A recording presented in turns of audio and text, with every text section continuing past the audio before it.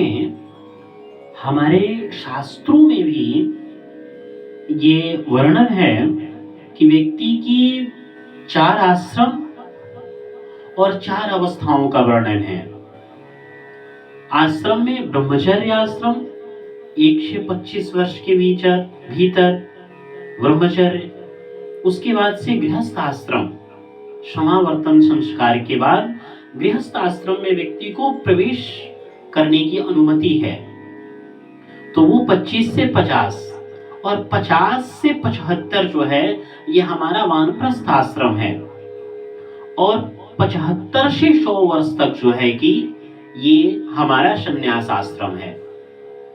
तो हमारे शास्त्रों में एक विभाग किया गया है 25-25 वर्षों का, और उसी के अनुरूप कार्य प्रणालियां बनाई गई है कि शिक्षा के लिए आपको 25 वर्ष तक पढ़ना ही पढ़ना है। वो किसी भी वर्ण का हो, कोई भी हो, आपको 25 वर्ष तक शिक्षा का है ही है। बाल विवाह इत्यादि का हमारे शास्त्रों में कहीं वर्णन नहीं है। ये तो मुगलों के आक्रमण से, आक्रांताओं के आक्रमण से इस चीज से बचने के लिए लोगों ने जो है कि अपने बच्चों का विवाह जो है कि कुमार अवस्था इत्यादि, तरुण अवस्था इत्यादि में वो करने लगे। लेकिन जो प्रमुख है वो समावर्तन संस्कार के बाद ही विवाह का जो है कि हमारे शास्त्रों में वर्णन है। 25 वर्ष के बाद ही विवाह का वर्णन है, न कि 20 में, 16 में, 17 में, 18 में। एक विभाग बटा हुआ है 25 वर्ष, 25 वर्षों का।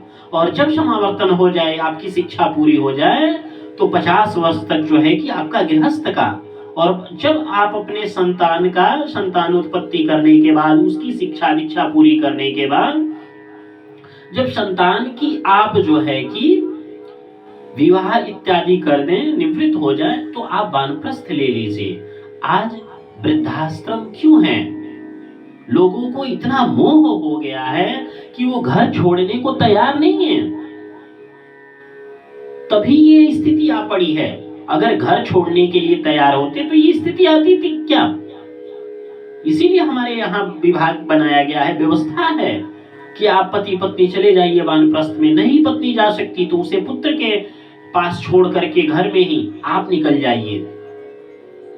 अब जीवन भर आप मोह माया में फंसेंगे और फिर कहेंगे कि पुत्र ठीक नहीं है, पुत्री ठीक नहीं है, बहू ठीक नहीं है।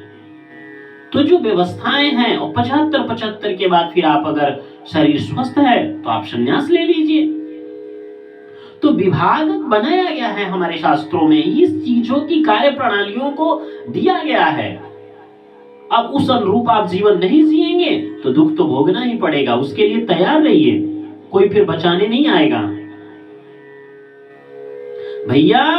इसीलिए सत्यम वद धर्मम चर, सत्य बोलो और धर्म के मार्ग पे चलो, और धर्म के द्वारा जो प्रतिपादित जो चीजें हैं उसका अवलोकन, मनन, चिंतन और उस पे अनुशीलन करने की प्रयत्न कीजिए। नहीं तो इसी तरह जीवन दुखमय व्यतीत हो ही रहा है और ऐसे बीत ही जाएगा।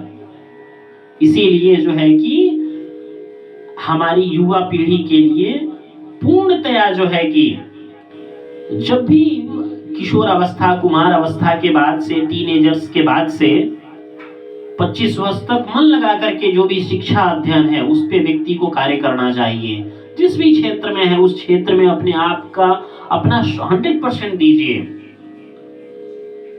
और जब आप परिपक्व हो जाएं, चीजें ठीक हो जाएं, आप लगे कि आप एक मैच्योर हो चुके हैं, आप जिसका हाथ पकड़ेंगे आप उसे खिला सकते हैं, अपने माता पिता का भी जो है कि भरण पोषण कर सकते हैं, तब आप गृहस्थ आश्रम में जाइए।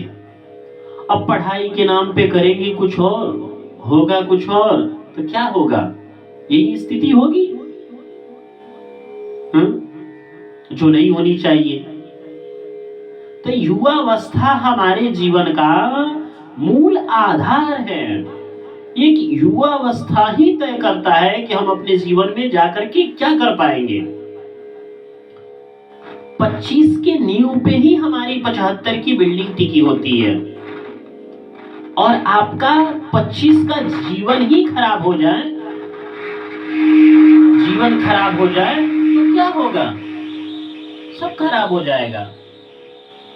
इसीलिए जो है कि 25 तक जो है शिक्षा का जो उम्र है